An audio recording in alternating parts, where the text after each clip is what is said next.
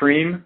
Yes, there's 60 grams of cream in that tube of Eucrisa, and I have no idea how that's being used. So in other words, what I'm hearing is that with Eucrisa, you just use that on your face, where we don't want to use the other stuff.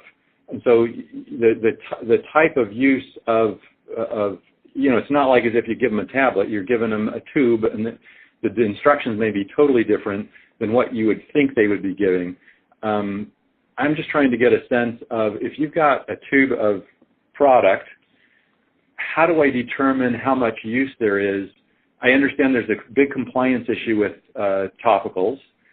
So in the end, you've helped me to figure out, okay, here's the number of patients that if, let's just say one of these topical jacks come out, and I can guesstimate kind of how many patients are treated, but then I've got the compliance issue that, from what I hear, it's about 50%. So in other words, if on average they're using, in the clinical trials, 2 grams per day, and you got a 60-gram tube, that's 1 tube per month. 30 days.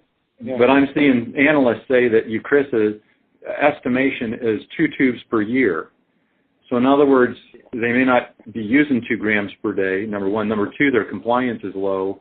So I'm trying to get a sense from just your hands-on on topicals, how do I deal with, once I get the patient numbers, how do I get to actual number of tubes that are sold?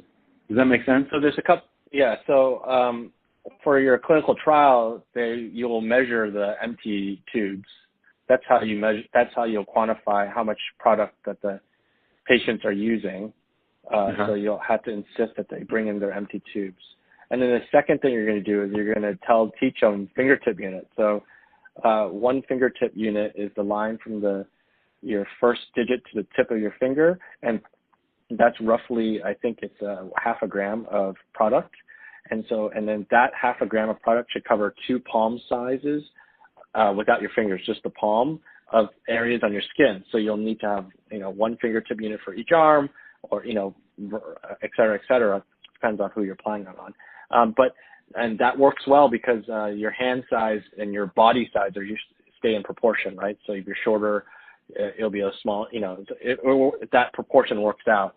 And so, and those are the 2 things we have done in our eczema clinical trials in the past that have attempted to standardize amount of product used over the location. Mm-hmm. Okay. So back to compliance. If I got the number of patients, in the clinical trials, did they report the number of tubes so we get a sense of how many grams per patient over the 4 weeks or whatever it was? Mm-hmm. I can get to that then, usually. Yes, you should be able to get that. You should get that. Perfect. Okay. Yeah. Now that's clinical trials. My guess is you get much better compliance there than you would in the real world. Do you have a sense of compliance in the real world? For topicals? For topicals, yeah. Yeah. So like cut it by 50%? Yeah, I mean it's crazy. And so it depends again. So that will depend. So for someone going to see a pediatric dermatologist, so that's where that 30-minute conversation that we're talking about pediatricians don't want. That's what the 30-minute conversation that pediatric dermatologists do. And so that 30 minutes is spent basically telling parents how to use the medication and how to use it effectively. And so if you gave me 100 patients to pediatricians, yes, I would say it's 30% of what you think. An 80-gram tube somehow will last, a year, right? Versus if we're doing it correctly through a pediatric dermatology office, that 80-gram tube should be used in 2 weeks. Wow, it's that different? Right. I mean, that's how. So I will say that for a moderate patient, let's say you have a child, 12, 13-year-old child that had moderate atopic dermatitis patients, and I give the family a 455-gram jar of steroid, okay, 455 grams of steroid, which is 1 pound.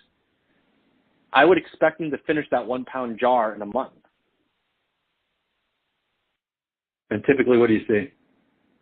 And so for the first few months, they'll come back with an empty jar, right? Because they're totally motivated, right? And so it can be done. It definitely can be done. It goes down with time. But then by then, they're hopefully better, right? And so I can understand why they go down. But, but that's how much, once you tell the family how much to use, they will stick to that. That doesn't deviate, but it's a psychological barrier initially to be like, oh my God, I need this much, but once it's just like, once they know that they need that much, they begin to use it. Got it. Okay. So again, when I looked through some analyst reports for Eucrisa, I believe the compliance was 50%. Is that too much? Knocking down? 50% you mean 50% of them used it and 50% didn't use it at all? No. So where you send patients, on average, you have 100 patients, you send them all home with 450 grams of steroid, and it's supposed to last them 1 month, and they all come back 2 months late. On average, they come back 2 months later and they've drained it. So in other words, you've got some that are done with a month. You've got others that are I think that might be even generous, honestly, but sure. Okay, so in other words, the compliance would be lower or higher? Sorry. I think that's an overestimation. I know plenty of patients who, I know plenty of patients who don't use their medicines, and so 50% seems high to me. Okay, so in other words, it would be even lower. Yeah, I think it's even lower. I think it's an overestimate about how much Eucrisa people are actually using. Got it. Yeah. So on average, if you take your topical steroid user, and it's supposed to last them 2 weeks, or let's just say a month to keep the math simple. It's supposed to last them a month. Across the average, how many people accomplish that?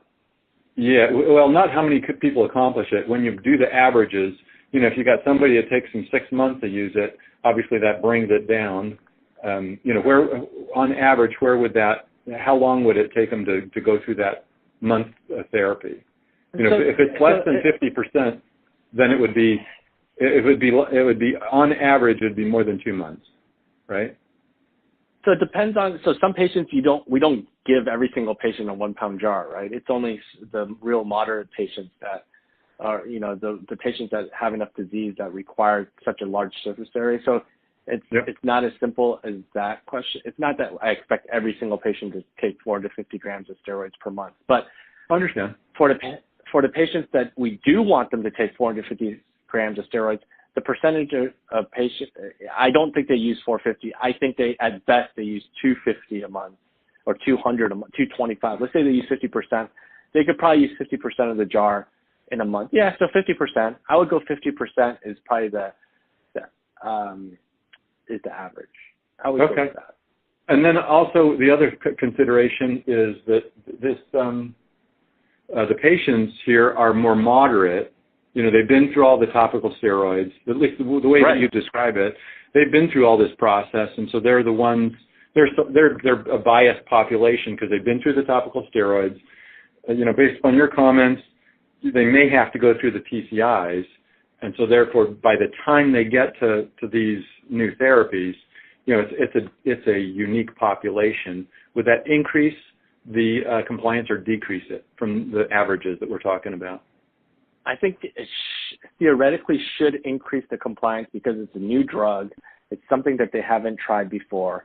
And so they'll have an extra motivation to be like, oh, does this really work? Let me give this a go. Got it. Okay. All right. And there's one other question. I know we're almost out of time here. Dang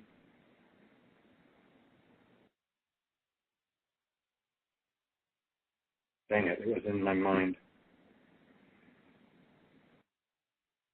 All right, I got 3 more minutes. Just give me a sec.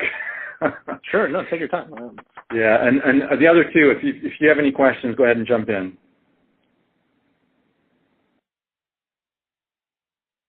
You're doing such a good job, they don't have any questions. There you go. Yeah. Don't want to disrupt the flow. Yeah. How about feedback for me? You must have spoken to multiple people now already. Am I really different? No, you're the first one, but I do a lot of these, and you're good. That's why I do the academics, because you guys stay on topic. You're very articulate. I thought you did a great job. Well, thank you. when I corrected you on, I'm